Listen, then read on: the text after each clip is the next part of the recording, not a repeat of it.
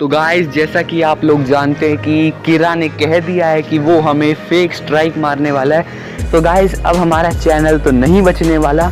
तो मैं आप लोगों से एक रिक्वेस्ट करना चाहता हूँ, अगर आप 4 मैन आर्मी यानी मुझसे जुड़े रहना चाहते हैं तो मेरे बाकी के 2 चैनल्स को सब्सक्राइब कर लीजिए। पता नहीं ये चैनल कब ख़त्म हो जाए, तो प्लीज़ सिक्योरिटी।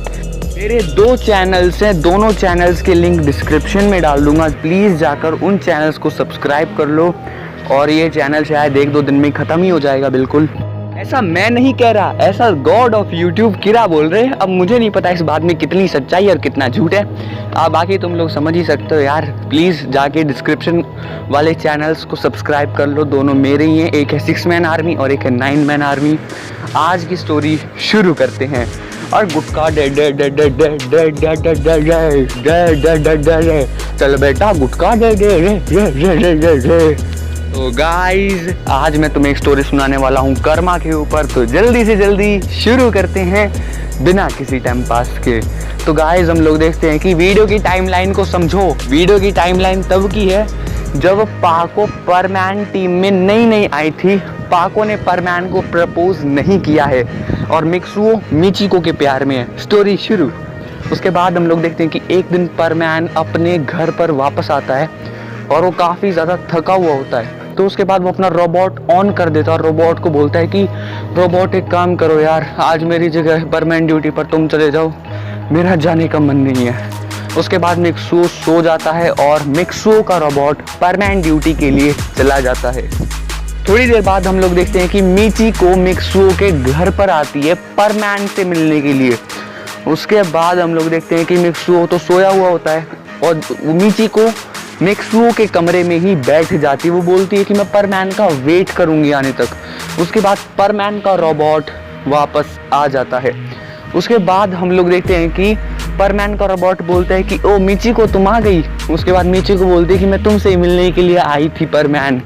उसके बाद परमैन बोलते हैं कि हाँ बैठ जाओ। उसके बाद हम लोग देखते हैं कि मिक्सुओ के रोबोट का पैर फिसल जाता है और उसका चेहरा डायरेक्टली ज़मीन पर लगता है, जिसकी वजह से उसकी जो नाक होती है ना वो दब जाती है और मिक्सुओ का रोबोट वापस से एक रोबोट में ही बदल जाता है। उसके बाद मिचिको देखती है कि ये तो बस एक डॉल है, इसका मतलब असली परमैन मिक्सुओ है और उस टाइम पर मिक्सुओ सोया हुआ था। उसके बाद हम लोग देखते हैं कि मिचिको उस परमैन सेट को उठाती है और मिक्सुओ को पहना देती है। वो बिल्कुल परमैन जैसा ही लग रहा था। उसके बाद हम लोग देखते हैं कि मिचिको बोलती है उठो परमैन उठो। उसके बाद मिक्सुओ उठता है, उसे पता नहीं होता कि उसने परमैन सेट को पहना हुआ है। उसके बाद वो बोलता है कि हाँ मिचिको बोलो क्या बात है। उसके बाद मिचिको बोलते क्या तुम मेरे घर चलोगे। उसके बाद परमैन बोलता है कि हाँ ठीक है चलो, मैं कुकीज़ खाने के लिए आ रहा हूँ। उसके बाद हम लोग देखते हैं कि तुम कौन हो। उसके बाद परमैन अपने चेहरे पर हाथ रखता है और वो बोलता है कि मैं परमैन हूँ। उसके बाद मिचिको बोलते मैंने तुम्हें पकड़ लिया मिक्सुओ, तो मिक्सुओ ही परमैन है। तो जैसे ही ये बात मिचिको को पता चलती है ना, परमैन एकदम शॉक हो जाता है, तुम्हें कैसे पता चला।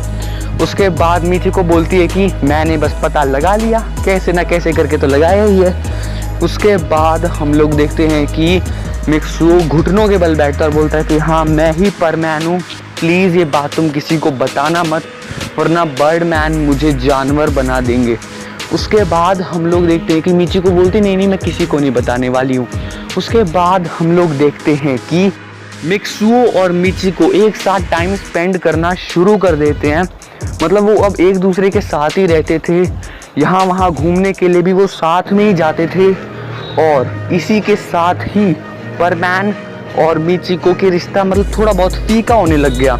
मिचिको को अब इतना मज़ा नहीं आ रहा था जितना पहले परमैन के साथ घूमने से आता था। उसके बाद हम लोग देखते हैं कि एक दिन मिचिको परमैन से बोलती है कि परमैन तुम मुझे अपना परमैन सेट दे दो और अपना रोबोट भी। उसके बाद मिक्सुओ बोलता है कि मैं ऐसा नहीं कर सकता, अगर मैंने ऐसा किया तो बर्डमैन मुझे जानवर बना देंगे। उसके बाद मिचिको गुस्से में बोलती है तुम्हें एक बार में समझ ही नहीं आ रहा मैं क्या बोल रही हूँ, मुझे अपना परमैन सेट दे दो अभी के अभी, मैं कुछ नहीं जानती। उसके बाद मिक्सू उसके सामने हाथ जोड़ता है, बोलता है कि तुम बुरा कर रही हो, प्लीज़ ऐसा मत करो। उसके बाद मिचिको बोलते हैं मेरे को कोई फ़र्क नहीं पड़ता है, तुम जानवर बनो या कुत्ता, मुझे कोई फ़र्क नहीं पड़ता है, तुम मुझे बस अपना परमानेंट सेट दे दो, वरना मैं कल ये बात सबको बता दूंगी कि परमैन ही मिक्सू है। उसके बाद बर्डमैन तुम्हें जानवर बना देंगे, इससे अच्छा ये सेट मुझे ही दे दो। उसके बाद हम लोग देखते हैं कि मिक्सू बोलता है कि ठीक है मैं कल तक तुम्हें ये सेट दे दूंगा। हम लोग देखते हैं कि नहीं, मुझे ये अभी के अभी चाहिए। उसके बाद हम लोग देखते हैं कि मिक्सू अपना परमानेंट सेट मिचिको को दे देता है। उसके बाद मिचिको बोलती है कि तुम बहुत बड़े बेवकूफ़ हो। उसके बाद हम लोग देखते हैं कि मिचिको उस परमानेंट सेट को पहन लेती है और मिक्सू को उठा उठा कर पीटती है। उसके बाद हम लोग देखते हैं कि मिचिको परमैन के पास जितनी भी चीज़ें थी, परमैन बैच, मेंटल, परमैन सेट और उसका जो रोबोट होता है वो भी लेकर चली जाती है। उसके बाद परमैन एक कोने में बैठा हुआ रो रहा होता है। उसके बाद मिचिको बोलती है कि अगर ये सेट मेरा होकाके पहनेगा तो वो बहुत ही ज़्यादा सुंदर और पावरफुल दोनों बन जाएगा, ये सेट मैं उसी को दूंगी। उसके बाद हम लोग देखते हैं कि अगले ही दिन मिचिको वो सेट होकाके को दे देती है। होकाके होता है, अरे ये वही नया बकरा है जिसका कटने वाला है। क्या कटने वाला है ताऊ? अब बेटा बताने की जरूरत है क्या, स्टोरी कंटिन्यू कर। उसके बाद हम लोग देखते हैं कि पाको बहुत ही ज़्यादा कॉल लगा रही होती है परमैन को, लेकिन परमैन की साइड से कोई भी रिप्लाई नहीं आ रहा होता है। असल में जो होकाके होता है ना, वो गुस्से में आ जाता है और उसके हाथ में परमैन बैच होता है, तो उस परमैन बैच के टुकड़े टुकड़े कर डालता है। उसके बाद हम लोग देखते हैं कि पाको बोलते हैं ये काफ़ी दिनों से मेरा फ़ोन नहीं उठा रहा है। उसके बाद पाको परमैन के घर जाती है और बोलती है कि क्या बात है परमैन, तुम आजकल परमैन ड्यूटी पर नहीं आ रहे हो। उसके बाद हम लोग देखते हैं कि जैसे ही पाको मिक्सुओ के घर पहुंचती है, वो देखती है कि मिक्सुओ का जो घर था ना, कमरा, वो बिल्कुल तहस नहस हो चुका है और मिक्सुओ भी एक जगह पर बेहोश होता है। तो जैसे ही पाको ये सब देखती है वो काफ़ी ज़्यादा डर जाती है और वो एक गिलास पानी लेके मिक्सुओ के चेहरे पर गिराती है। उसके बाद मिक्सुओ उठता और बोलते कि क्या बात हो गई पाको? तभी पाको बोलते तुम काफ़ी दिनों से परमानेंट ड्यूटी पर नहीं आ रही थी, इसलिए मैं यहाँ पर आ गई, लेकिन यहाँ पर ये क्या हाल हुआ है तुम्हारे कमरे को? उसके बाद मिक्सुओ रोने लगता है और अपनी रोते रोते ही अपनी सारी स्टोरी पाको को बता देता है। तो जैसे ही पाको को ये सब पता चलता है, पाको एक बार के लिए परमैन पर जोर जोर से हंसना चाहती थी कि परमैन ये क्या कर दिया तुमने। उसके बाद वो परमैन पर हंस नहीं पाती है, वो सोचती है कि परमैन को बहुत ही ज़्यादा बुरा लगेगा इस सिचुएशन में, इसीलिए वो परमैन के ऊपर नहीं हंसती है। उसके बाद हम लोग देखते हैं कि होकाके और मिचिको एक ही साथ घूम रहे होते हैं। होकाके बोलता है कि थैंक यू मिचिको, तुमने मेरे लिए इतना पावरफुल ऑब्जेक्ट लेके आई हो, वैसे इसका नाम क्या है? उसके बाद मिचिको बोलती ही परमानेंट सेट है। उसके बाद होकाके बोलता है कि मुझे बहुत ही ज़्यादा पावरफुल महसूस हो रहा है, मेरे को लगता है कि मैं इस यूनिवर्स का राजा हूँ। उसके बाद मिचिको बोलती है कि और मैं इस यूनिवर्स की रानी। उसके बाद होकाके मिचिको की तरफ पलटते हुए देखता और बोलता है कि क्या कहा तुमने, रानी? मैं तुमसे प्यार नहीं करता। उसके बाद मिचिको के पैरों के नीचे से ज़मीन खिसक जाती है। वो बोलती कि मैं तुम्हारे लिए परमानेंट सेट लेके आई हूँ और तुम मुझे ठुकरा रहे हो। उसके बाद हम लोग देखते हैं कि होकाके बोलता है कि लेकिन मैं तो किसी और से प्यार करता हूँ, मैं तुमसे प्यार नहीं करता और ना ही मैंने कहा था कि ये परमानेंट सेट तो मुझे ला के दो। उसके बाद हम लोग देखते हैं कि मिचिको उस होकाके के सर से वो परमानेंट सेट अलग करना चाहती थी। इतनी देर में ही होकाके उसे धक्का दे देता है और मिचिको थोड़ा सा दूर जाती है घिसटते हुए, और तभी वहाँ पर होकाके की गर्लफ्रेंड आ जाती है। वो बोलती है कि ये कौन है? तभी होकाके बोलता है कि ये है एक मनुष्य जिसने पहले अपने बॉयफ्रेंड को धोखा दिया और अब मैंने इसे छोड़ दिया है। मेरे पास परमानेंट सेट है, मैं कुछ भी कर सकता हूँ, मैं I am so much powerful. उसके बाद हम लोग देखते हैं कि वो लड़की बोलती है अगर तुम इतने ही पावरफुल हो, अरे तो मेरे को गुटखा खिलाओ, बहुत दिनों से गुटखा नहीं खाया, पेट में मरोड़ा हो गया है। अबे ताऊ, तेरे पेट में बेशक मरोड़ा हो या बरोड़ा, मैं कुछ नहीं जानता, मेरी वीडियो के बीच में आना जरूरी है क्या? बट माफ कर दो, गलती से इधर उधर निकल जाता हूँ। तू बाहर मिल मेरे को, तेरे को टुकड़े टुकड़े कर दूँ, मनुष्य बुढ़ा कहीं का। फिलहाल हम लोग अपनी स्टोरी पर वापस आते हैं। उसके बाद होकागे मिचिको के पास जाता है और बोलता है कि, उसके बाद हम लोग देखते हैं कि होकागे बोलता है कि सुनो, किसी के साथ गलत करके अपनी बारी का इंतजार जरूर करना। जब तूने मिक्सुओ को धोखा दिया था ना, उसी टाइम मैं समझ गया था कि तुम कैसी औरत हो। उसके बाद होकागे बोलता है कि मुझे किसी भी लड़की की जरूरत नहीं है, मेरे पास परमैन सेट जितना पावरफुल हथियार है, मैं एक देश को तबाह कर सकता हूँ, समझ गई? तो मुझे तुम्हारी भी जरूरत नहीं है, इसीलिए कह रहा हूँ मिचिको, यहाँ से चली जाओ, इससे पहले मैं तुम्हारी एक दो हड्डियाँ तोड़ दूँ। उसके बाद हम लोग देखते हैं कि मिचिको वहाँ से चली जाती है। उसके बाद हम लोग देखते हैं कि वहाँ पर पाको आ जाती है मिक्सुओ के साथ, और उसके बाद हम लोग देखते हैं कि होकागे बोलता है कि तुम कौन हो। उसके बाद पाको बोलती है कि मैं कोई भी हूँ, जो तुम्हारे पास परमानेंट सेट है वो मेरा है, मुझे जल्दी से जल्दी वापस कर दो। उसके बाद होकागे बोलता है कि मैं वापस नहीं करने वाला, तुम्हें जो करना है कर लो। उसके बाद पाको होकागे को एक लात मारती है, लेकिन होकागे को कुछ भी नहीं होता है। उसके बाद वो पाको का पैर पकड़ता है और गोल गोल घुमाकर वो पाको को बहुत ही ज़्यादा दूर फेंक के मारता है। लेकिन जैसे ही वो गिर रही होती है, तभी उसके नीचे मिक्सुओ आ जाता है। मिक्सुओ जानबूझकर पाको के नीचे आ जाता है ताकि पाको को ज़्यादा चोट ना लगे। उसके बाद मिक्सुओ को काफ़ी ज़्यादा दर्द हो रहा होता है, जिसे पाको देख लेती है, और पाको के मन में भी परमैन के लिए थोड़ी बहुत फीलिंग्स आना शुरू हो जाती हैं। उसके बाद पाको बोलती है कि होकागे, अब मैं तुम्हें नहीं छोड़ूंगी।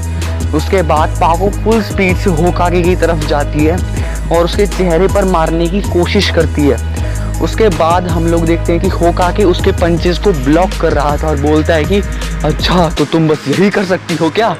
मुझे लगा था कि परमैन्स को और भी कुछ आता होगा, लेकिन परमैन्स तो बिल्कुल बेकार हैं। उसके बाद हम लोग देखते हैं कि होकागे बोलता है कि तुम्हें नहीं पता क्या, मैं हूँ वन एंड ओनली पावर, मुझे कोई नहीं हरा सकता। उसके बाद हम लोग देखते हैं कि होकागे पाको को एक पंच मारने वाला होता है।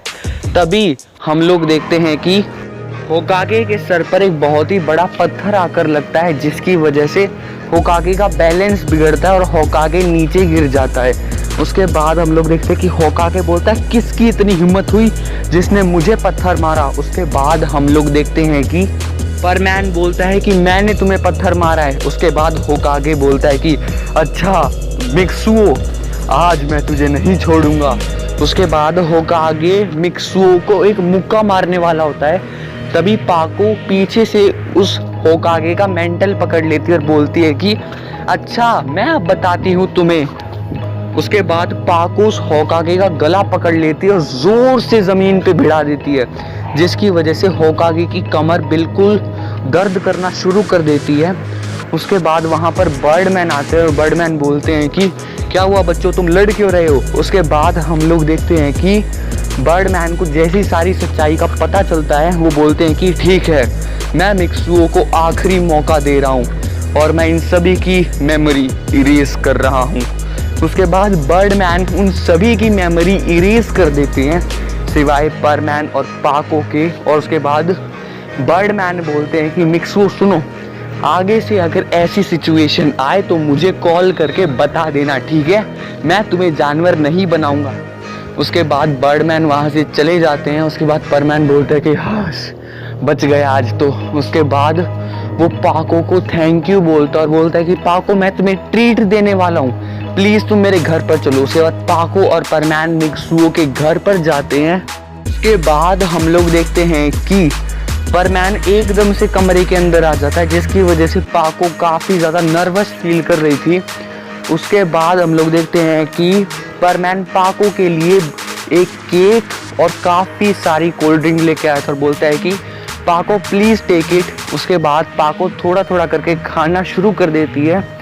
उसके बाद वो अपनी नज़रें उठाकर एक बार परमैन को देखती है और वो फिर से शर्मा जाती है और अपनी नज़रें झुका लेती है। उसके बाद पाको एकदम से बोल देती है, परमैन क्या तुम मेरे साथ केक खाओगे? मतलब कि परमैन बोलता है ठीक है श्योर। उसके बाद परमैन और पाको दोनों केक खाने लग जाते हैं और मतलब पाको के गाल लाल हो चुके होते हैं। वो अपनी फीलिंग्स अभी परमैन को बताना नहीं चाहती थी और दूसरी तरफ परमैन भी पाको के लिए थोड़ी बहुत फीलिंग्स रखता था। अब बेटे गोल्ड डिगर का क्या हुआ? अबे गोल्ड डिगर को मार गोली। आज की स्टोरी कंप्लीट हुई है, मैं जा रहा हूँ गाइस। अगर तुम्हें स्टोरी पसंद आए तो यार लाइक कर देना और जैसा कि तुम लोग जानते हो चैनल डिलीट हो सकते हैं तो प्लीज़ डिस्क्रिप्शन में मैंने अपने बाकी के 2 चैनल्स दिए हैं, उन्हें जाकर सब्सक्राइब ज़रूर कर लेना। अगर तुम मुझसे जुड़े रहना चाहते हो और तुम अपने भाई को सपोर्ट करना चाहते हो तो प्लीज़ जाओ यार, मैं हाथ जोड़ के तुम्हारे सामने विनती करता हूँ प्लीज़। और गाइस अब मैं भी जा रहा हूँ। इस मरूस बुढ़े ने वीडियो में मतलब कि गंद फैला रखा है। बाय। अरे ताऊ बताएगा हम कहाँ पे जा रहे हैं? अब बेटा पता चल जाएगा पहुँच के। अबे ये कौन है? तुम यहाँ पर क्या करने आए हो? अब बेटा गुटखा खाने आए, खाएगा? हाँ मैं भी खाऊंगा। I love gutkha, I am the gutkha lover. अच्छा आप गुटखा लवर है। ए ताऊ उसे गुटखा दे। बहुत बढ़िया गुटखा है। गुटखा खाने के बाद ताऊ तू क्या करता है? अच्छा गुटखा खाने के बाद मैं क्या करता हूँ वो तेरे मुंह पे थूक देता हूँ। अरे मैंने तो इसके मुंह पे थूक दिया। बेटा भाग वरना मारेगा। किसने मेरे मुंह पे गुटखा थूका? छोड़ेगा नहीं अपन। I am gutkha lover.